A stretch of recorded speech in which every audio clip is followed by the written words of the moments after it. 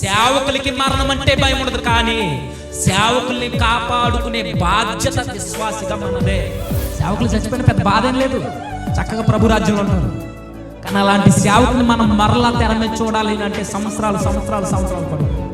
ఒక సేవకుడి మీద దేవుడు పరిచర్య కట్టాడు, కానీ ఒక్కడి ప్రభావం మీద మాత్రం దేవుడు పరిచర్య కడతాడు. అది దేవుడు మనకు చూపించిన వ్యూ పాత నిబంధన నుండి కొత్త నిబంధన వరకు.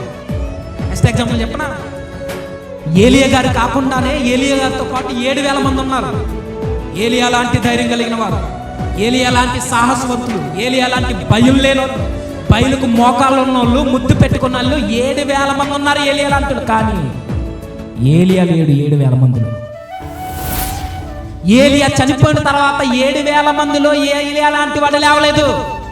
7,000 మంది ఉన్నారు, కానీ ఏలియా లాంటి వాడు లేడు. మోసే తదనంతరం యెహోషువ ఉన్నాడు, కానీ మరలా మోసేని మనం చూడలేము. అందుకే సేవకులు సపోర్ట్ నిలబడండి.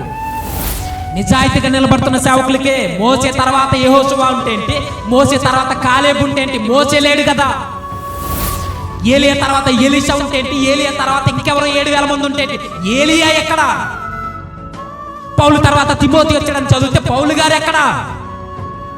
పౌలు గారిని కాపాడుకునే బాధ్యత మనదే. మాట అనొచ్చలేదు. జేమ్స్ అన్న తర్వాత సురేష్ ఉన్నాడు, సురేష్ తర్వాత మరొకడు వస్తాడంటే జేమ్స్ అన్న ఎక్కడ, సురేష్ ఎక్కడ? ఆయన పోయిన తర్వాత ఇంకొకడు వస్తాడు. తరాలు వెయిట్ చేయాలి, సంవత్సరాలు చూడాలి.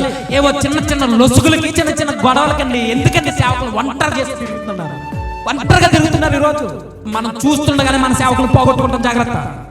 పౌలు పోయిన తర్వాత పౌలు రాల, మరలా తిమోతియే వచ్చాడు. పేతురు తర్వాత మరలా పేతురు చూడలేమండి. ఉన్నప్పుడు కాపాడుకోవడం నేర్చుకోవాలి సంగమా, ఉన్నప్పుడే ప్రొటెక్ట్ చేయడం నేర్చుకోవాలి విశ్వాసి. సేవకులండి రోజు చులకన. ఎంతమంది సేవకులు ఏడుస్తూ ఒంటరిగా తిరగట్లేదండి సంగమం చేత బాధింపబడి. ఎంతమంది సేవకులు పోయి నన్ను మరలా తిరిగి చూడలేవు, వాళ్ళు ఏదో చచ్చిపోతారని భయపడి నేను సపోర్ట్ ఉండమని అట్లా. చావంటే నిజ క్రైస్తవుడికి ఎప్పటికీ భయం ఉండదు. ఫిలిప్పీ పత్రిక అదే చెప్తుంది, 1వ అధ్యాయం. నిజమైన క్రైస్తవుడికి చావంటే ఎప్పటికీ భయం ఉండదు, మరణానికి ఎదురెళ్ళిపోతాడు. అతను వెళ్ళిపోయిన తర్వాత అతను లేని లోటు మాత్రం సంఘం చూస్తాడు. పౌలు గారు చచ్చిపోయిన తర్వాత ఏపీసీ సంఘం రాలిపోయింది. పౌలు గారు వెళ్ళిపోయిన తర్వాత 3 సంవత్సరాలు ఉంటే పౌలు గారు ఉన్న 3 సంవత్సరాలు ఏపీసీ సంఘం వెలసిల్లింది. పౌలు గారు బయటకు వచ్చిన తర్వాత దాడికి నిలబడలేదు.